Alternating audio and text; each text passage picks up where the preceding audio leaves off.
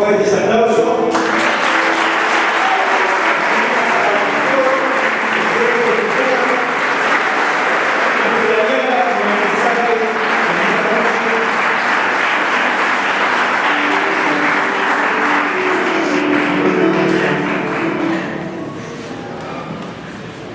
Les saludo con la mano de Jesús. Más asiento, por favor.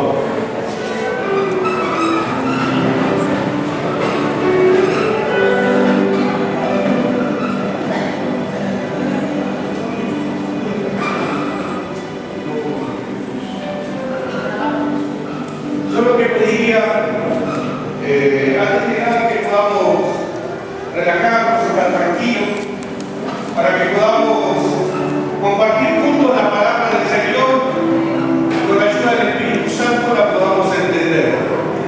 Porque lo que nos alimenta, lo que nos edifica, lo que nos saca de la oscuridad, de la ignorancia, es la palabra del Señor.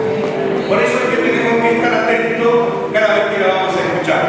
Agradezco al Señor por todos los hermanos que hoy están en este lugar, por los pastores, por la iglesia del Señor, que estamos juntos compartiendo la bendición que Dios quiere para nosotros.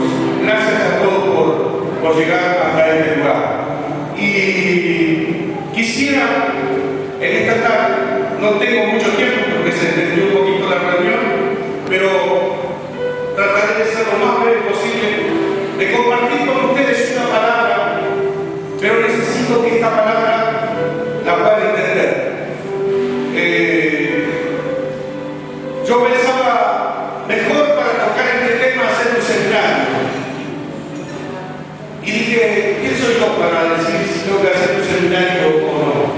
A veces no hay tiempo, porque uno se maneja con otros tiempos y lo puede hacer con más detalles.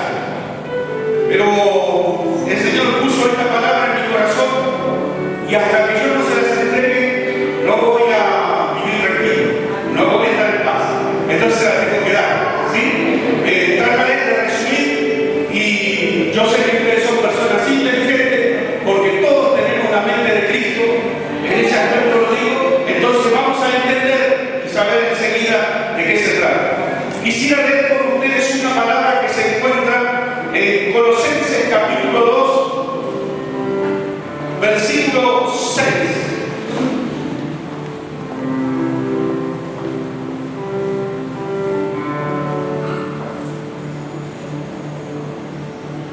Colosenses 2, versículo 6.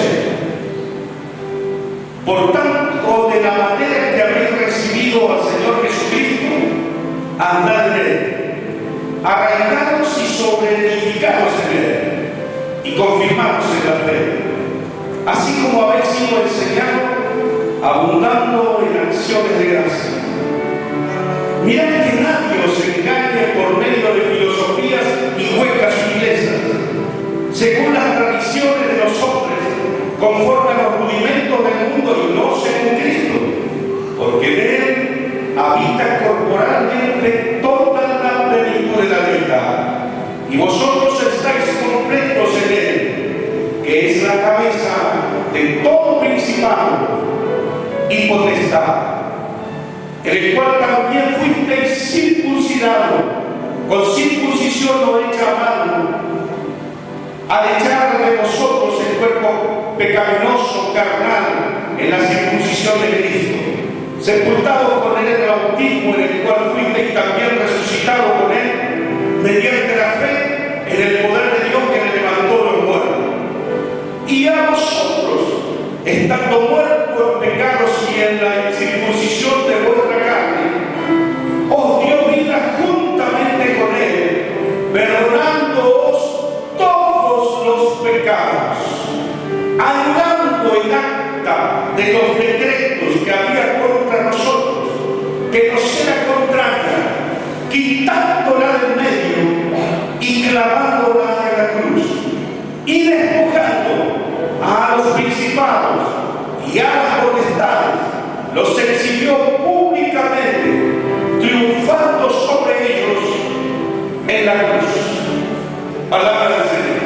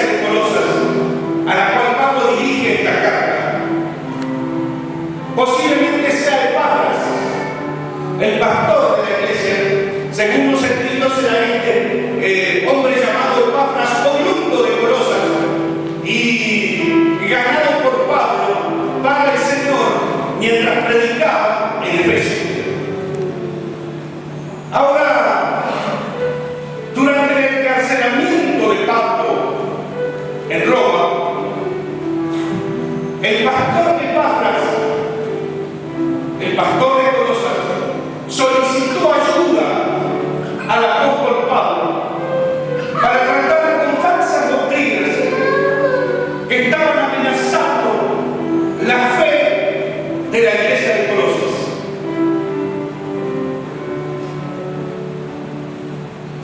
Estas falsas doctrinas que amenazaban la verdadera fe de los hermanos de Colosas consistía en una mezcla, en un cóctel de distintos pensamientos. Por un lado, el ocultismo pagano que llegaba de mano de los maestros del lejano oriente.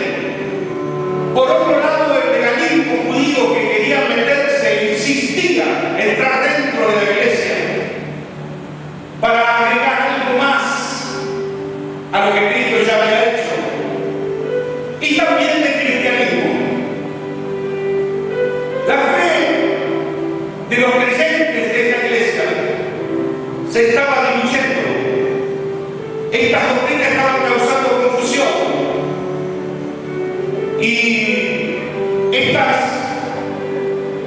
enseñanzas falsas, estas buenas sutilezas y filosofías humanas estaban asentando, estaban derrumbando la verdadera fe de la iglesia. ¿En qué consistía esto? Enseñaban que Jesucristo no era plenamente Dios, sino sencillamente un semidios, al tipo de los griegos. Por lo tanto, como no era enteramente Dios, lo que enseñaban y le decían a la iglesia era que no tenía todo el poder necesario para satisfacer las necesidades espirituales que la iglesia tenía. Ahora, esta gente parecía tener la receta mágica, la receta maestra, para decirle a los creyentes de Colosas que tenían que hacer. Ellos decían que, sin embargo, algunos creyentes, algunos iluminados, podían alcanzar la plenitud por medio de la aplicación de ciertos conocimientos que ellos le iban a dar y a través de una rígida disciplina espiritual. Entonces alcanzarían de esta manera a satisfacer sus necesidades espirituales. Ahora, todo esto parece tan teórico, y si nosotros no andamos en la palabra no nos vamos a dar cuenta, porque justamente este tipo de sincretismo tiene la habilidad, la falsa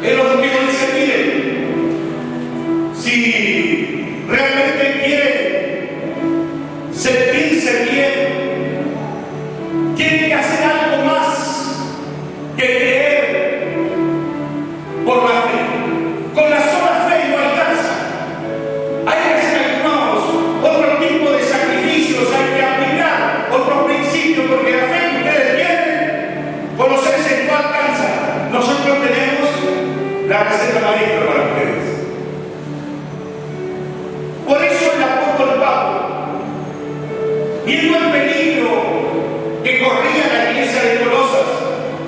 Al ser atacada doctrinas esenciales de la iglesia de Cristo, en el versículo 10 él ruge como un león y dice: no, señores, no es así.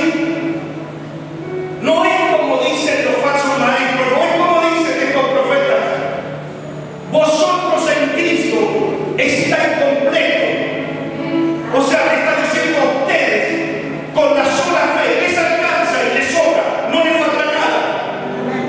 Y es más, defiende la deidad, la autoridad y el señorío universal de Cristo, y les dice que Él es la cabeza de todo principado y de toda potestad.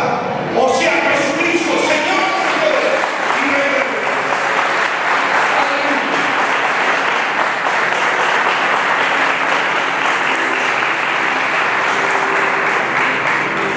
¿Por qué quiero hablar de estas cosas con ustedes hoy? Porque la iglesia de hoy, la iglesia de Pablo, está en una situación parecida a la iglesia de Colosas. Algunos parecen no despertar, no darse cuenta, pero la iglesia está siendo atacada por una diversidad de doctrinas y de filosofía de hombre. Están entrando en nuestras congregaciones, las estamos practicando y no nos damos cuenta que estamos saliendo de la voluntad de Dios. Los ataques a la iglesia de hoy ponen en peligro, o la iglesia de hoy corre el riesgo de diluir su fe en todo este tipo de sincretismo y de enseñanzas que están levantando muchos maestros hace algunos años. Es por eso que la iglesia de hoy, seguro que el Espíritu que da, necesita de manera extraordinaria el mensaje de la iglesia de Colosas, pues está corriendo peligros similares o quizás más terribles todavía. Vivimos en un tiempo donde en nombre de la tolerancia, en nombre de llevarnos bien con otras personas, no queremos a veces decir lo que pensamos. Parece que cualquier enseñanza es tan buena como la otra. Lo que se enseña acá, lo que se enseña allá, no importa lo que se enseñe. Total, todas las iglesias son iguales. Yo no comparto ese pensamiento, no comparto esa idea. Ahora, es por esa razón que me doy cuenta que muchos líderes toman lo que les parece mejor de cada enseñanza o doctrina que se pone de moda y manufacturan o arman de esta manera su propia religión a su propia medida y luego se le entregan a los creyentes. Por eso dije que esta es una época de sincretismo. Sincretismo es cuando se juntan diversas ideas, diversos pensamientos, y con ellos se quiere armar algo distinto, algo nuevo. No es el feminismo, sino que es una mezcla, un cóctel de distintas religiones que se van aplicando para tratar de unir distintas escuelas de pensamientos humanos y así presentar la mejor iglesia. Por eso algunos creyentes dicen que la iglesia es la mejor. No han sido instruidos, no han leído la Escritura. No hay varias iglesias. La iglesia de Jesucristo es una. No hay mejor iglesia. No es la iglesia de fulano, de sultano. La iglesia es de Jesucristo. Y la iglesia de Jesucristo es una. Y la amamos en cualquier lugar que esté. La defendemos porque es de Jesucristo, la única iglesia que tiene. Ahora,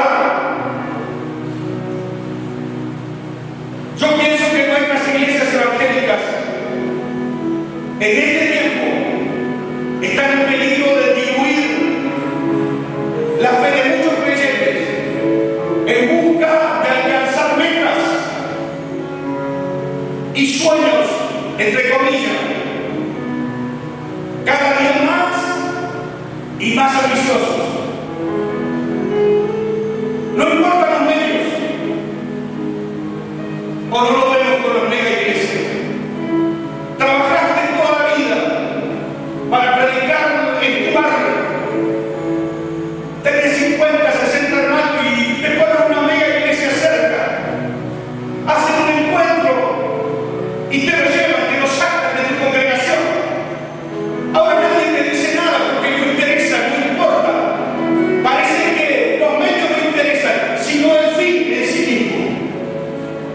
Una iglesia que va perdiendo la ética desde el liderazgo, que no va entendiendo cuál es el plan de Dios y confunde marketing, confunde metas como si fuera una empresa, trata a la iglesia como si fuese una empresa.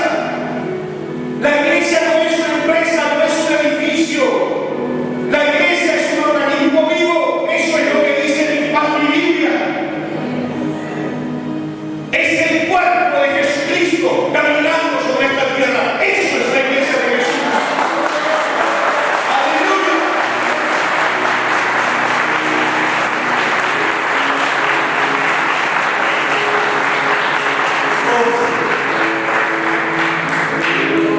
El misticismo, la filosofía de hombre, el legalismo, el mercantilismo religioso, la comercialización de la fe, están avanzando a pasos agigantados en el contexto de nuestras congregaciones. Yo no digo que estén negando a Cristo, no, pero sí digo que lo están destronando. Y la palabra del hombre le está quitando la preeminencia a Jesús dentro de la iglesia, le está quitando en primer lugar. A la gente que no ha sido instruida espiritualmente, no le importa si lo dice la Biblia o no. No, un pastor dice que lo dijo el apóstol, lo dijo el profeta, lo dijo el pastor. Y si ellos lo dijeron, está todo bien. No, Señor, no está todo bien. Yo dije que ustedes, la iglesia de Jesús, tenemos la mente de Cristo para analizar, para mirar y sobre todas las cosas para escudriñar cuál sea la buena voluntad del Señor. Y un profeta, un apóstol, un pastor puede ser muy bueno, pero cuando dice algo contrario a la palabra, no lo probamos. Porque sea Dios veraz y todo hombre mentiroso.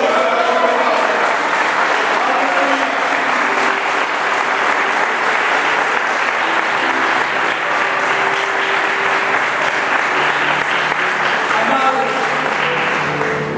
la iglesia de hoy ha disminuido la autoridad de la palabra de Dios y en su lugar está levantando el pensamiento del hombre como suprema autoridad dentro de nuestras propias congregaciones y aún por encima de la palabra del Señor. Total, si da resultado, si me trae gente, no importa nada.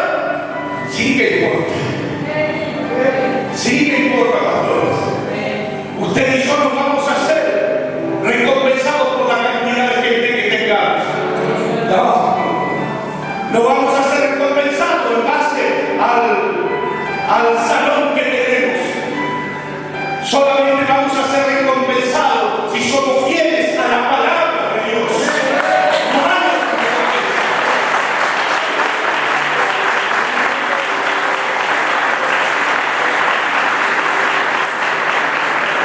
Por eso, las palabras del apóstol Pedro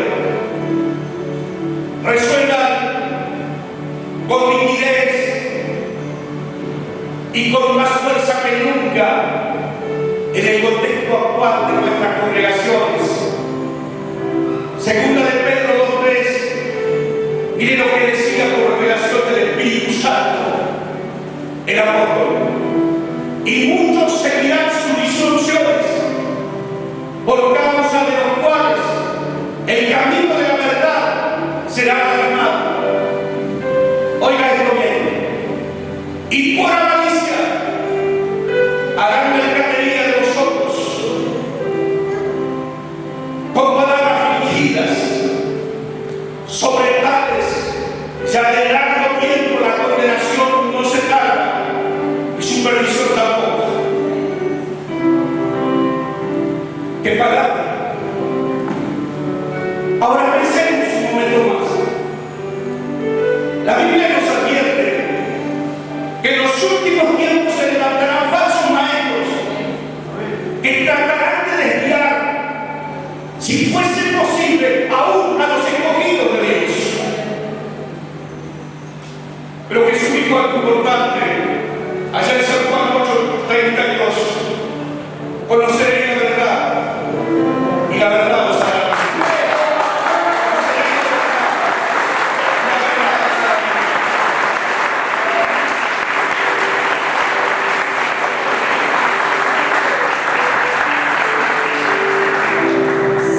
Esta reflexión nos lleva a hacernos una pregunta esta noche. Pastor, usted está hablando de falsas doctrinas. ¿Cuáles son esas falsas doctrinas?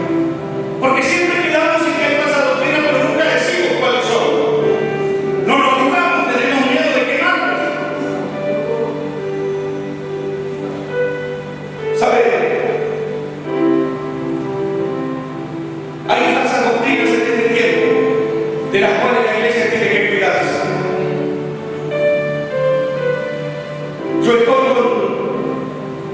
por voluntad de Dios con los pastores de Fermuna y con las iglesias también. Y tengo la responsabilidad como pastor de advertir, de hacer reflexionar, de que las personas piensen, porque pastores al fin y al cabo esa es nuestra parte de nuestro ministerio. Esta noche yo quiero compartir con ustedes, la verdad que quisiera compartir muchas cosas, solo del tiempo. Yo quisiera compartir con ustedes una o dos, si el tiempo me lo permitiera, aquellas cosas que hoy se enseñan como la última revelación divina, pero que en realidad no están de acuerdo con la palabra del Señor. ¿Cuántos quieren saber? Hablaré de pactos. ¿Les suena? Pactemos. Decirle que está cada uno a hablar de pactos. Y esa es la realidad. Esta es una doctrina muy popular en la iglesia moderna. Quiero comenzar diciéndole que pacto viene de una palabra hebrea, berit, y tiene 4 significados. Berit tiene 4 significados. Por un lado es pacto, alianza, testamento y acuerdo. Eso significa pacto. Recuérdelo: pacto, alianza, testamento y acuerdo. Entonces, hacer pacto significa poner condiciones, significa poner leyes. Por eso los hombres no podemos ponerle leyes a Dios, no podemos ponerle condiciones a Dios. Comencemos diciendo que todos los pactos que encontramos en la Biblia están en esta relación de Dios con el hombre y no del hombre con Dios. El pacto no se hace de abajo hacia arriba. Cuando usted mira la Escritura, el pacto siempre fue de arriba hacia abajo. Siempre es Dios quien propone los pactos y no el hombre. Tomemos como ejemplo cuando El pacto edénico, antes de la caída del hombre, Dios lo propone. Pacto adámico, después de la caída del hombre, Dios lo propone. Pacto con Noé, en el diluvio, ¿se acuerdan? Dios lo propone. Pacto adámico, Dios lo propone. Pacto mosaico, ¿se acuerdan? Estoy hablando de un mosaico del piso, estoy hablando de Moisés, el gran legislador de Israel, allá en el monte Sinaí. ¿Quién es el que establece el pacto? Es Dios el que establece los pactos, no es Moisés. Pacto palestino, donde Dios le habla que su herencia al pueblo de Israel será la tierra de Palestina. Dios lo propone. Pacto davídico, Dios es el que le dice a David: no faltará quien se siente en tu trono. Dios lo propone, no David. Y nuevo pacto, en el que estamos viendo ustedes y yo, es Dios el que lo propone, no él. Eso es lo que dice mi Biblia, que Dios propone los pactos, no el hombre hace el pacto y condiciona a Dios. Ahora bien, no existe en la Biblia, óigame bien, no existe en la Biblia el pactar tal y como lo enseñan tantos líderes hoy. Se lo voy a repetir otra vez, iglesia. No existe en la Biblia el pactar tal y como lo enseñan hoy tantos líderes. El pactar no es bíblico. El pactar es antibíblico. No es la voluntad del Señor.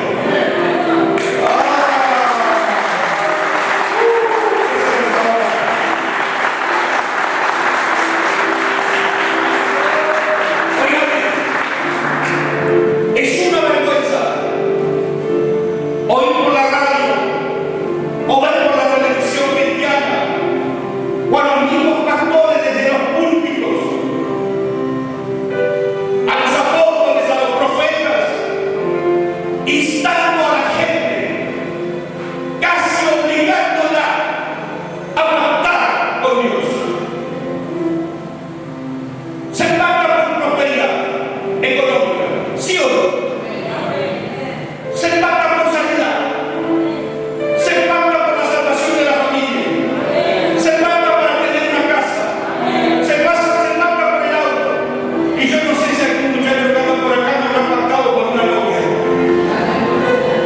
El problema, pensé yo mientras hacía esta nota, el problema es otro que ganó de mano, pactó antes y dio más en el pacto que vos. ¿De quién vas a la chica?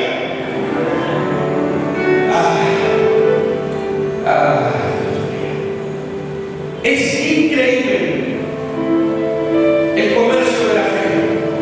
Es increíble cómo se está comercializando la fe.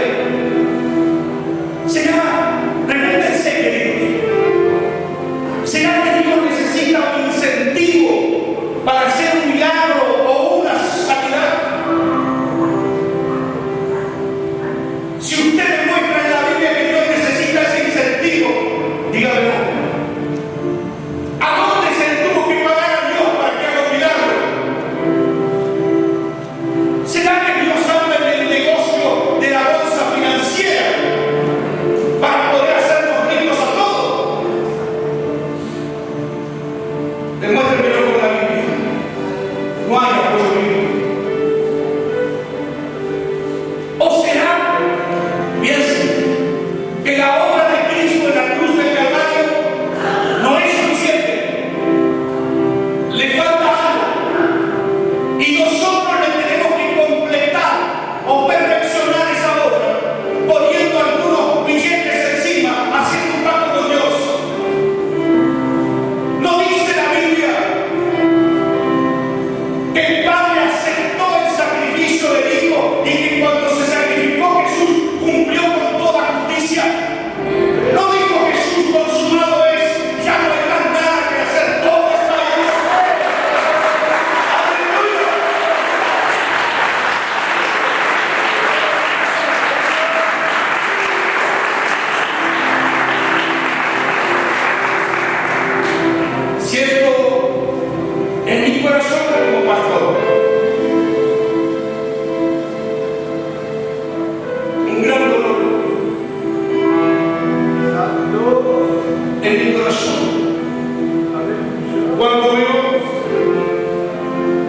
La iglesia como ovejas que no tiene pastor.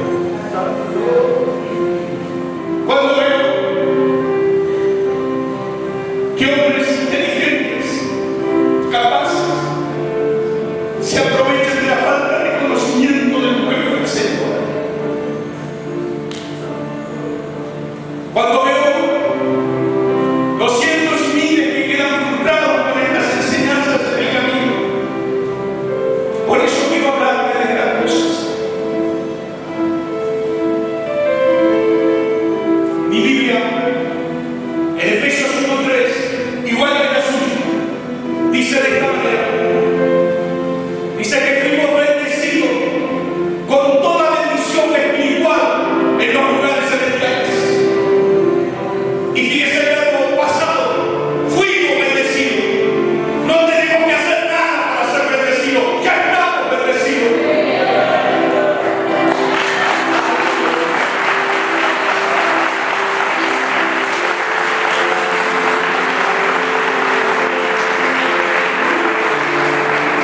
Segunda de Pedro 1:3. En mi Biblia está escrito de esta manera: todas las cosas que pertenecen a la vida y a la piedad, todo no excluye nada, tenga en cuenta esa palabra. Todas las cosas que pertenecen a la vida y a la piedad nos fueron dadas mediante el conocimiento de Cristo. Aleluya, no dice que nos van a ser dadas, no dice que usted tiene que hacer un pacto para recibirlo, dice que ya nos fueron dadas por el conocimiento de Jesucristo, el Hijo de Dios.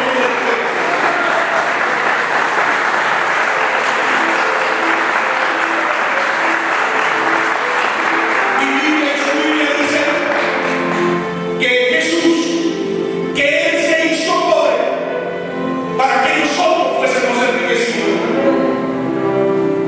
Él pagó la deuda, cumplió con todos los pactos.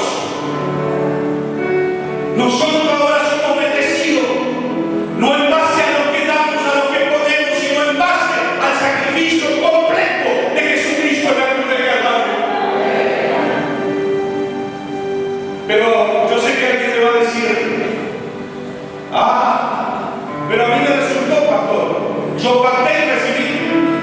Sí, estoy de acuerdo con vos. Tu experiencia puede ser muy linda y la de otro tanto también.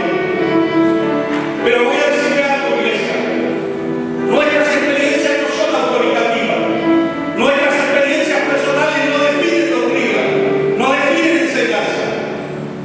La única palabra autoritativa es la Biblia, palabra de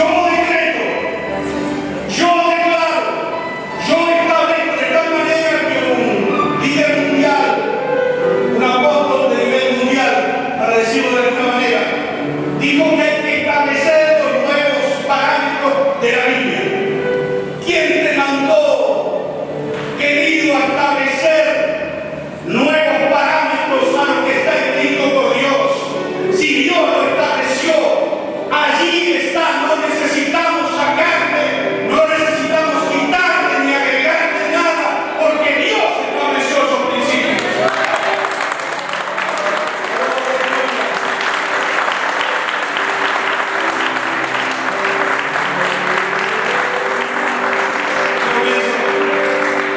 A veces está sonando tanta gente, Señor lo bendice, a Pablo, a Pedro, que pactó, y por ahí medio distraído, ¿te acordás del hermano que te pidió oración?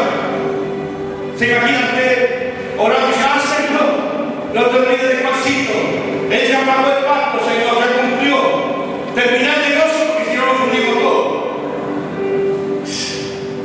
Qué falta de respeto, qué falta de luz. Cómo se sienta el hombre por su ambición. Es increíble. Por eso yo en esta noche quiero decirte, iglesia, despierta. Y en la mente de Cristo, no permita que ningún hombre, ninguna religión, ningún apóstol, ningún profeta, ningún pastor, o como se llame, manipule tu fe en Dios. No te dejes ser manipulado por nadie. Permite que el Espíritu Santo te guíe por medio de su palabra. Nacimos de nuevo, no para ser esclavos o manipulados por alguien o por alguna religión o por algún hombre. Nacimos de nuevo para ser libres, para ser libres, para ser libres. Algunos están pensando cosas de ahora, no me sujeto más al valor. A veces, cuando la Biblia habla de sujeción, si ustedes leen las cartas pastorales, el apóstol Pedro, capítulo 5, él está definiendo los principios de la sujeción y nos dice a nosotros los pastores, no como señoreándose de la iglesia, nos dice ustedes no son los dueños, oigan, cuidado. Y comienza a aconsejar. Y Pablo, cuando habla de sujeción, como lo hace Pedro, no está hablando de una sujeción garantizada de antemano, está hablando de una sujeción inteligente. Si yo como pastor enseño bien, es bueno que las personas que están conmigo se sujeten a esa enseñanza y están de acuerdo con lo que dice la Biblia. Pero no está mal que me cuestionen y me digan, pastor, eso no es lo que dice la Biblia. Oiga, ahora los pastores también maldicen, ¿sabían? Cuando alguien se va de la iglesia, te maldicen. Y escuchen, y no voy a decir su nombre, porque es muy conocido, pero usted lo puede ver en YouTube. Cuando dicen el tiempo de acá, maldigo a todo lo que está contra este ministerio. ¿Qué viste, querido? ¿No escuchaste cuando Jesús dijo, bienaventurados sois cuando por mi causa os vituperen y digan toda clase de mal contra vosotros mintiendo? Lo mismo echando maldición a esa gente. Él dijo, gozaos y alegraos, porque vuestra galardón es grande en los cielos. ¿Qué pasa?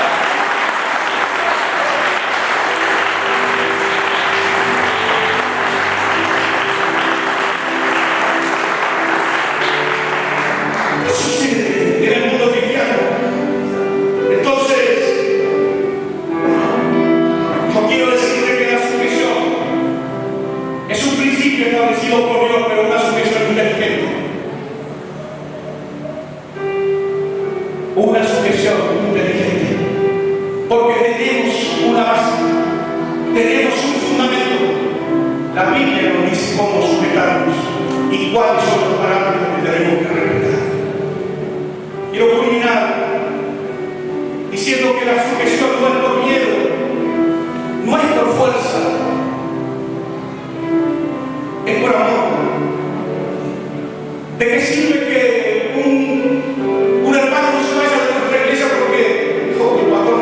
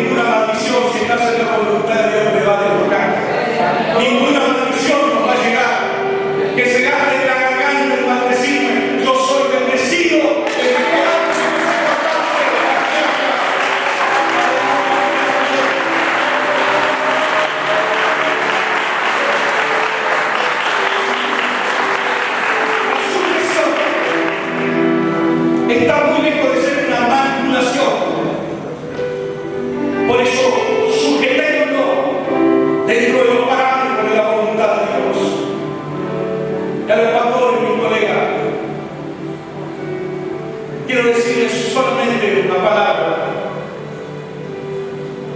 No copiemos lo que otros hacen, nada más que porque les va bien, ya sea en lo material, ya sea en lo espiritual.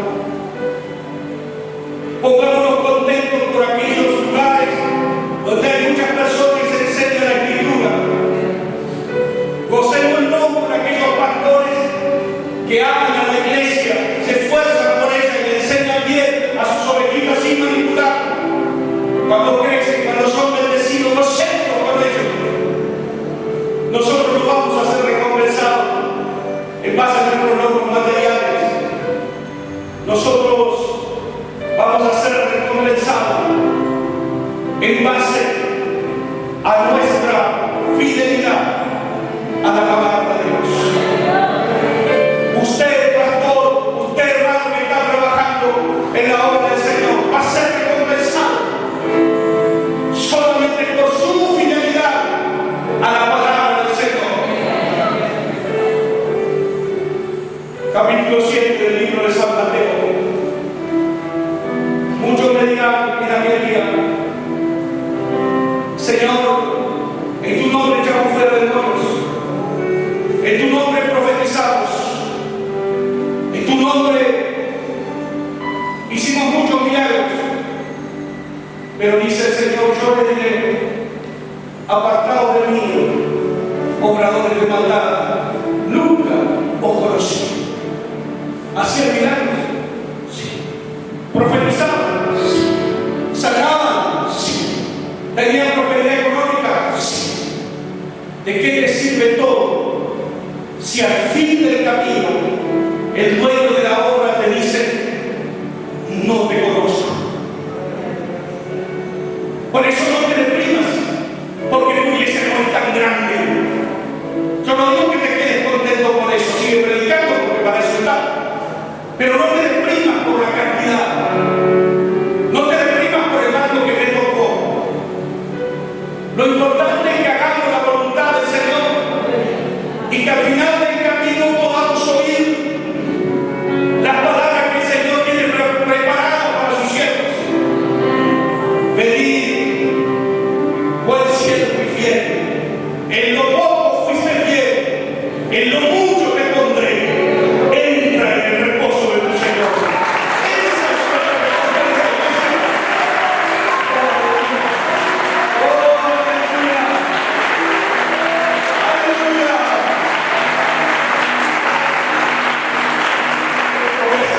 Por favor. Oh, con razón estaba cansado. Ahora mi hermano sobre el hombro de tu hermano. Bendecido, bendecido, bendecido, que haya una gran bendición de tantos. Oh, aleluya. Los hermanos que van a ministrar Santa Cena, por favor, ya están acá. Ya están acá. En el nombre de Jesús, oramos. Oramos por el hermano, bendecido, bendecido. En el nombre de Jesús. Oh, Dios. Bendecimos a cada uno de nuestros hermanos. Bendecimos a nuestros conciertos y conciertas. Bendecimos tu iglesia. Que tu palabra siga trabajando. Que tu palabra se siga moviendo. Que tu iglesia crezca, Señor, en conocimiento espiritual, en sabiduría espiritual, en el conocimiento de Jesucristo.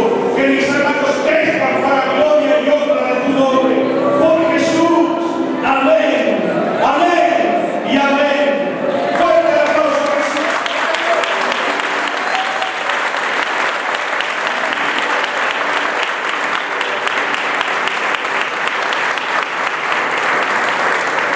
Quiero decirle algo mejor. Quizás en esta noche alguno de ustedes, yo no lo sé, practica estas cosas y no está de acuerdo conmigo. A cada uno que no esté de acuerdo quiera preguntarle en privado. Estoy dispuesto a que vayamos a la palabra de Dios y responder tranquilamente